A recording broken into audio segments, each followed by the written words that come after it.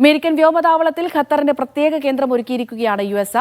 ഐഡഹോയിലെ Mountain Home Air ബേസിലാണ് Qatar വ്യോമസേനയ്ക്ക് സൗകര്യമൊരുങ്ങുന്നത്. ഇതുമായി ബന്ധപ്പെട്ട ധാരണാപത്രങ്ങളിലും ഇരു രാജ്യങ്ങളും ഒപ്പുവെച്ചിട്ടുണ്ട്. മുഹമ്മദ് അബ്ബാസ് വിവരങ്ങൾ നൽകാനായി ചേരുന്നുണ്ട്. അബ്ബാസ്, ഇപ്പോൾ ഖത്തറിന് അമേരിക്കൻ വ്യോമതാവളത്തിൽ ഒരു പ്രത്യേക കേന്ദ്രം ഒരുക്കിയെന്നാണ് പുറത്തുവരുന്ന റിപ്പോർട്ടുകൾ. അതുപോലെ തന്നെ ഇരു രാജ്യങ്ങളും തമ്മിൽ കരാറൊക്കെ ഒപ്പിട്ടു എന്ന് മനസ്സിലാക്കുന്നു. ഇത് ഏത് പശ്ചാത്തലത്തിലാണ് ഇങ്ങനെയൊരു തീരുമാനത്തിലേക്ക് കടന്നത്?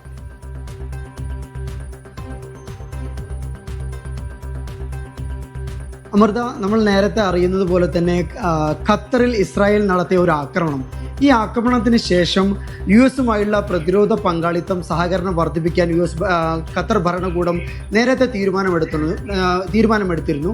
ഇതിൻ്റെ ഭാഗമായി ഖത്തർ ഉപപ്രധാനമന്ത്രിയും പ്രതിരോധകാര്യ സഹമന്ത്രിയുമായ Sheikh Saud bin Abdul Rahman bin Hassan Al Thani US സന്ദർശിച്ചിരുന്നു. അദ്ദേഹത്തിൻ്റെ സന്ദർശന വേളയിലാണ് ഇങ്ങനെയൊരു തന്ത്രപ്രധാനമായ ഒരു ധാരണാപത്രത്തിൽ ഇരു രാഷ്ട്രങ്ങളും ഒപ്പുവെക്കുന്നത്. അഥവാ ഐഡഹോയിലെ ഒരു യുഎസിൻ്റെ വ്യോമത്താവളത്തിൽ ഖത്തറിൻ്റെ വ്യോമ ജെറ്റുകൾക്ക് ഒരു ഇടം കൊടുക്കുന്നതാണ് ഈ കരാർ.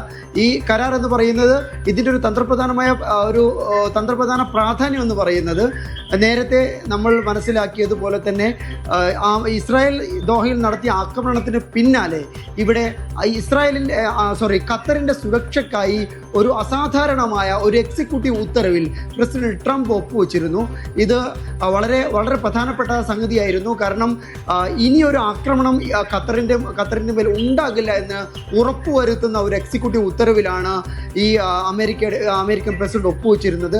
അതൊരു പോയിന്റ് എന്ന് പറയുന്നത്, ഈ ഖത്തറിനെതിരെയുള്ള ഏതൊരു ആക്രമണവും യുഎസിനെതിരെയുള്ള ആക്രമണം ആയി കണക്കാക്കും എന്നുള്ളതായിരുന്നു ആ എക്സിക്യൂട്ടീവ് ഉത്തരവിന്റെ കാതൽ. ഇതിന് പിന്നാലെയാണ് അമേരിക്കയിലെ ഒരു വ്യോമത്താവളത്തിൽ ഖത്തറിന്റെ ജെറ്റുകൾക്ക് ഇടം കൊടുക്കുന്ന ഒരു സുപ്രധാനമായ ഒരു ധാരണാപത്രത്തിൽ കൂടി യുഎസും ഖത്തറും ഒപ്പുവെക്കുന്നത്. അമൃത.